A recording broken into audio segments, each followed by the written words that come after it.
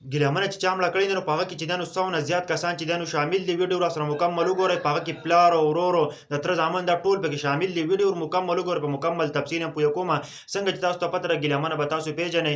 هغه چې دی نو تعلق اصل د دیر سره دی. دا چې دی نو 8 میاشتې مخکې چې دی نو دا راولپنډۍ ته تللې وه که نه. تاسو ته مکمل سټوري بیانوم.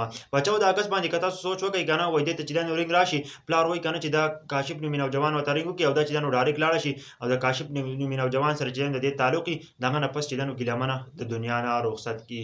خو چې کله 15 اګست 16 اګست د 19 اګست پورې چې دی نو کله پولیس انویسټیګیشن کوي، د هغه کم کسانو چې دا ایشتلې ده هغه ګرفتار کړي او د هغه نه چې دی نو هغه نه بیا بیان اخلي. هغه ورته په بیان کې وایي چې تقریبا 8 میاشتې مخکې چې دی نو موږ چې دی نو دا فیصله کړې ده، ځکه که نه چې مودې پکې پلار شامل او ورور شامل و، زموږ تقریبا د خاندان 100 نه زیات کسان چې دی نو په دې کې شامل وو. ولې چې زموږ د خاندان دی د هغوی نوم چې دی نو بدنامېږي او دا چې دی نو ټیک ټاک ته راوتي د ټیک ټاک یې کوي. بالکل موږ نشو برداشت کولی د پښتنو په معاشره کې چې کله جنۍ ټیک ټاک یې کوي، جنۍ غلط کارونه کوي، نو هغه چې دی نو د ایشتو نه بل کار نه وي. هغه خلک مکمل طور باندې د دې دنیا نه ختموي. ولې چې زموږ د پښتو په معاشره کې بالکل دې څیزونه چې دی نو الاو نه دي.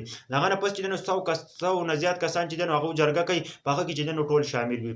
د دې تعلق د دیر سره دی. د 8 میاشتې مخکې چې دی نو دا پنډۍ ته تللې ده، دې ته پته وه که نه چې ما وجني او ما د دنیا نه رخصتوي. د هغه نه پس چې دی نو هغه په 14 اګست باندې چې دی نو دې ته رینګ کېږي او دا چې دی نو د کور نه بهر ته راوځي. هغه دواړه تره زامنه چې دی نو هغه د دنیا نه رخصت کړي او دا مکمل طور باندې د دنیا نه لاړه شي. چې کله هغه ګرفتار کړي، د هغه نه پس هغه انویسټیګیشن وشي، پلار چې دی نو هغه وله هم ګرفتار کړي، د تره وله هم ګرفتار کړي، تره زوی او دا ټول چې دی نو ګرفتار کړي.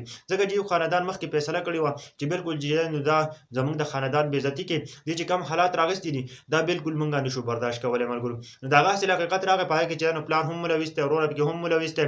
ځکه چې یو بچه ټیک ټاک ته راوځي، هغه مور او پلار ته ښه پته وي چې ستا دا بچه ټیک ټاک کوي، ستا دا لور ټیک ټاک کوي.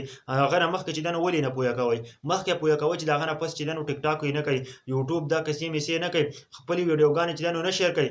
تاسو ته به پته وي د خپل بچو. نو کوشش کوئ که نه په خپل بچو باندې پام کوئ چې دې سوشل میډیا ته راوځي دا یو ناسور دی. ګوره ټوله زندګي هم تباه او برباد شي. ګوره بیا به چې دی نو دغه حالات به مې ګورئ. زموږ د پښتنو په معاشره کې زنانه وله چې دی نو بالکل داسې اجازت نه ورکوي چې ته راځه کولیان چې دی نو هغه ویډیوګانې جوړوه، خلکو ته ځان ښیه او د بل عزت چې دی نو اعلان کوه. ځکه چې ورور چېرته نشي برداشت کولی چې د هغه خور په ټیک ټاک کې چې دی نو هغه ویډیوګانې جوړوي او هغه چې دی نو شیر کوي.